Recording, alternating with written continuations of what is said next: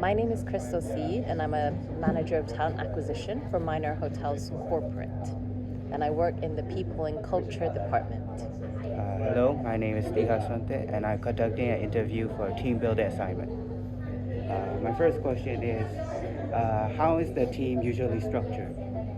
For the PNC team? Yes. Yes. So we have a chief people officer who leads our team and also part of the executive leadership committee of Minor Hotels.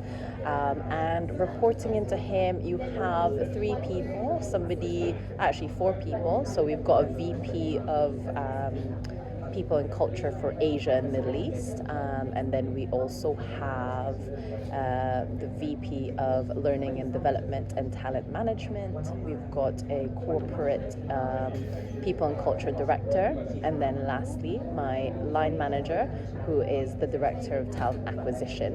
And each of those individuals have their teams. So you've got a Talent and Development Manager, a Director of Talent Development, a Director of Learning Development, you have a Digital Learning Manager, you've got myself, Manager of Talent Acquisition, and you've got the different People and Culture Managers that look after different areas as well. So that's systems and people relations.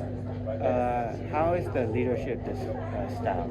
Is it a blend of democratic and autocratic, or is just strict? I would say that the leadership style, there isn't a lot of micromanagement, which is good. I think everyone is busy with, their different responsibilities. So it's a very adult environment where no one is really micromanaged. You're expected to deliver your tasks and your, whatever projects that you're working on. But no one is, breathing down your neck. It's not very strict, but there is that expectation of delivering what you need to deliver.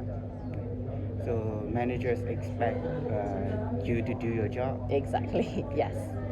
Another is, I heard there's a lot of departments for specific regions, and so is your team very diverse in terms of ethnicities or nationalities? Yes, actually, I would say the team is very, very diverse. I've just moved from London myself, so I've been in Thailand now for 2 months, and I was really surprised with how diverse the team is.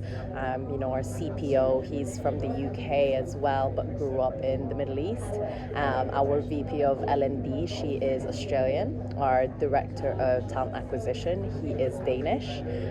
We have the Director of Talent Management, who is American.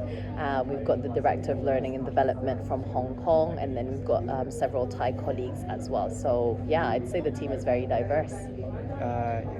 How does diversity help improve the work environment? I'd say there's a lot of benefits to diversity because if, say, everyone is, the same, they think the same, they look the same, there's actually research around it that having a diverse team is more productive because it encourages different ideas, different ways of thinking, which can contribute to a large, successful, bigger picture. Nothing is perfect, and of course with a lot of people from a lot of different backgrounds, there will be potential conflicts. How is that managed?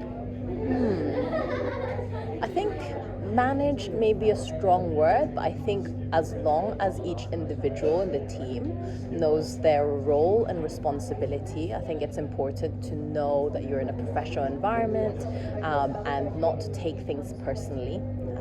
Not like there's a lot of things that you shouldn't take personally. At the end of the day, you work for a business that has a goal and different objectives, and you need to be able to just act as professional as possible. And I think each individual has a really good idea and understanding of their role.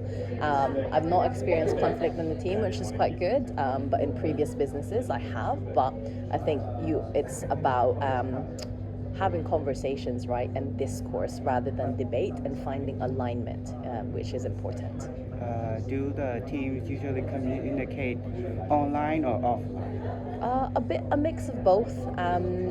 we work in a environment where we go into the office 5 days a week, so we see each other quite regularly. But then also you have the power of technology where we can talk to each other on Teams if we're in different location. We have regional offices in Europe, Middle East, and ANZ. So the way that we communicate with those different regions is mostly online through Teams calls or Teams chats and things like that. So yeah, it's a good mix. Is there any encouragement for the team to meet and hang out outside of work? Yes, yeah, I'd say so.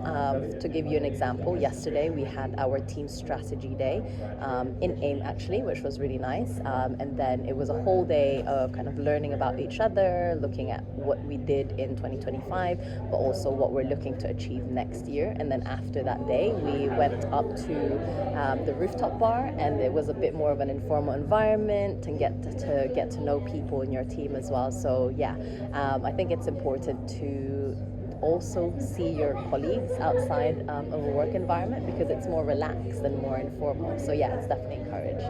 Lastly, I would like to know how the teams are measured on their performance and how each team members are measured for the achievement of their goals. Sure. I think everyone has their own KPIs. On a yearly basis. I have only just joined Minor actually 2 months ago, but from what I have observed on a yearly basis, the different individuals sit with their line managers to set out their KPIs for the next year. And how you'll be measured with that is, looking at, so say you've set your KPIs at the beginning of 2026. You want to be able to measure that over time, and not only at the end of the year, but every end of quarter, look at your KPIs. How far along are you with them? What have you achieved? Do you need to make any adjustments? Do you need to pivot, or can you keep working towards this moving forward? So yeah, KPIs can differ by function and by person depending on what they're looking to achieve. There's of course business goals, but there's also personal development goals as well that you want to hit. Thank you for your time. You're welcome.